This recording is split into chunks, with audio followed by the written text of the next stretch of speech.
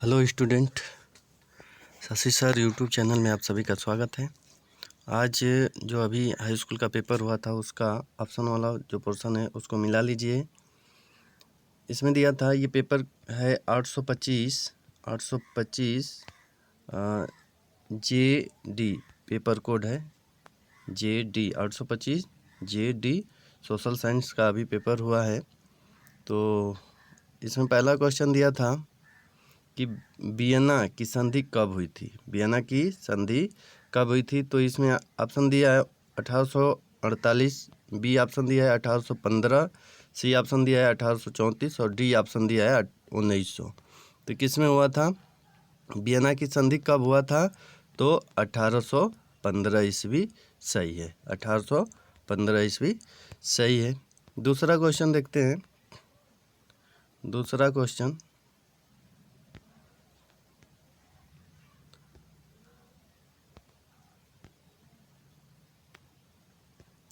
आपका दूसरा क्वेश्चन है।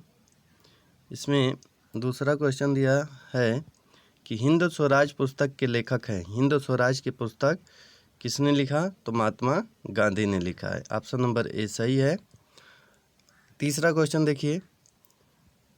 तीसरा क्वेश्चन दिया था कि डिनरपेस्ट का संबंध किससे है, यानी इसका संबंध पूछा था तो किससे है। तो पहला ऑप्शन दिया था पेड़ पौधों की बीमारी से, मवेशी की बीमारियों से, महामारी से, इनमें से कोई नहीं। तो कौन सा ऑप्शन है, तो इसमें बी वाला ऑप्शन सही है। पशुओं से संबंधित है ये बीमारी, अफ्रीका से शुरू हुआ था।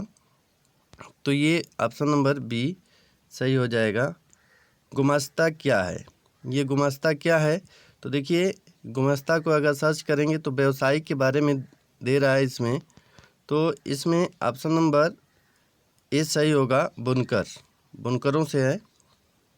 किससे है, बुनकरों से। सही से उसका अध्ययन करेंगे तो किससे मिलेगा, बुनकरों से। तो ऑप्शन नंबर ए इसमें सही होगा। अब इसमें देख लेते हैं गुलामगिरी पुस्तक के लेखक कौन है। तो ऑप्शन इसमें दिया था सरदार वल्लभ भाई पटेल, महात्मा गांधी, सावित्रीबाई फुले और ज्योतिबा फुले। तो कौन सा ऑप्शन इसमें सही है, तो ऑप्शन नंबर डी सही है, Jyotiba Phule. Jyotiba Phule, option number D is correct. छठवां क्वेश्चन देख लेते हैं। श्रीलंका स्वतंत्र राष्ट्र कब बना। श्रीलंका स्वतंत्र राष्ट्र कब बना, तो 1948 ईस्वी में श्रीलंका स्वतंत्र राष्ट्र बना, 1948 ईस्वी में। आइए 7वां क्वेश्चन देखते हैं।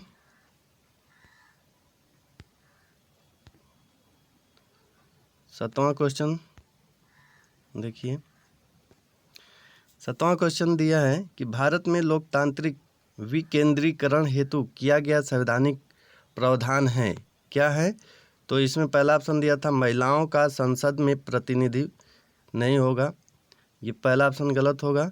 स्थानीय स्वशासी निकायों को संवैधानिक दर्जा तथा नियमित चुनाव, ये भी नहीं है। न्यायपालिका को स्वतंत्रता नहीं। केंद्र तथा राज्य के कार्यों का वर्गीकरण, ये सही है। ऑप्शन नंबर डी सही होगा। इसमें ऑप्शन नंबर कौन सही होगा, तो डी। 8वां क्वेश्चन देख लेते हैं। भारत में संविधान की दृष्टि से कौन सा कथन सही है।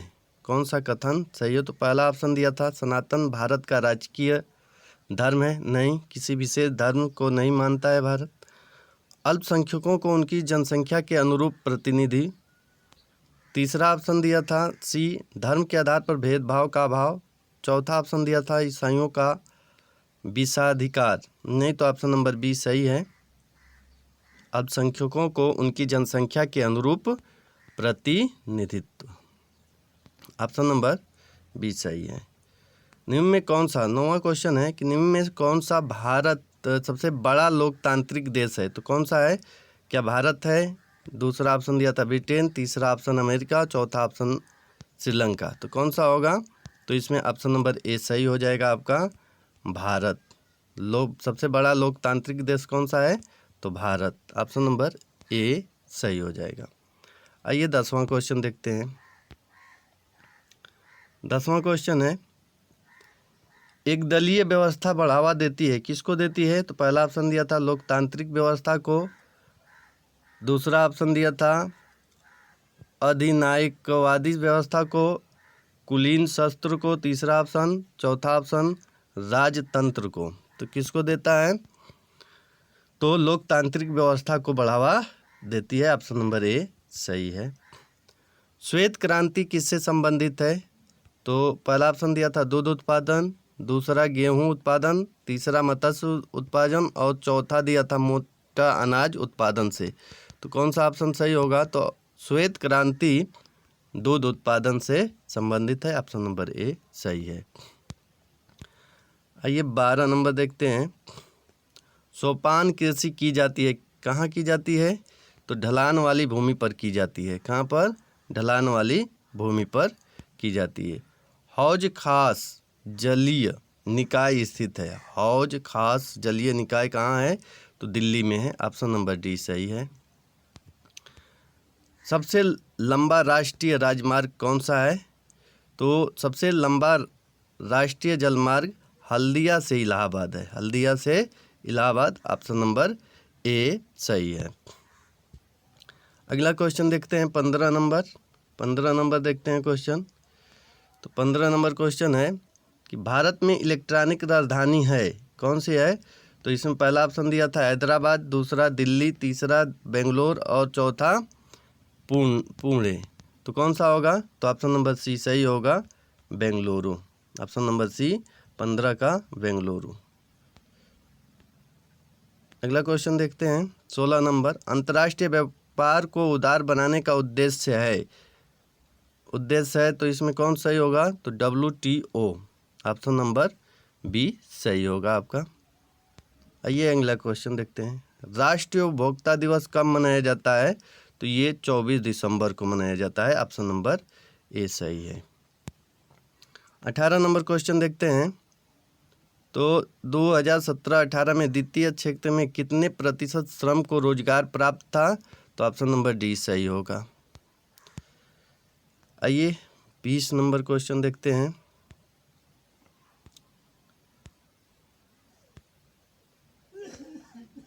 उन्नीस 20 क्वेश्चन देखते हैं। 19 नंबर क्वेश्चन है, वर्ष 2019 में भारत में जन्म के समय संभावित आयु कितनी थी? तो 68.8।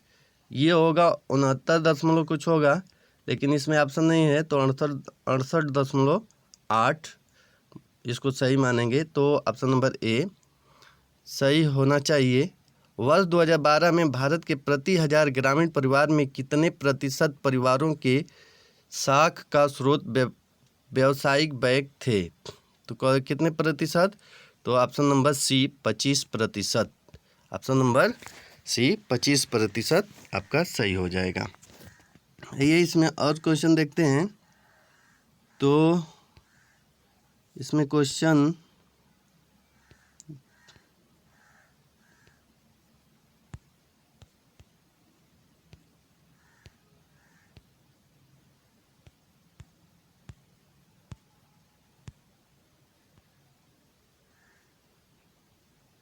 देखिए यहाँ पर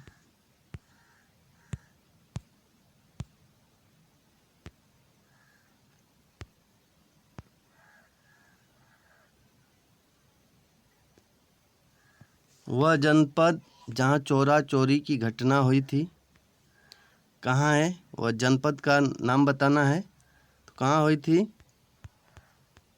गोरखपुर। वह नगर जहाँ जलियांवाला बाग हत्याकांड हुआ, अमृतसर। वह स्थान जहाँ 1919 में भारतीय राष्ट्रीय कांग्रेस का अधिवेशन हुआ था, तो उस समय अधिवेशन में कौन थे? पंडित जवाहरलाल नेहरू नेतृत्व कर रहे थे, लाहौर अधिवेशन। वह स्थान जहाँ से सर्वप्रथम असहयोग आंदोलन शुरू हुआ था, तो ये असहयोग आंदोलन कहाँ से शुरू हुआ था? और वह स्थान जहाँ गांधी जी ने नमक कानून तोड़ा था, तो दांडी में नमक कानून तोड़ा था। और वह स्थान जहाँ सर्वप्रथम असहयोग आंदोलन शुरू हुआ, इसको आप लोग कमेंट के माध्यम से बताइएगा।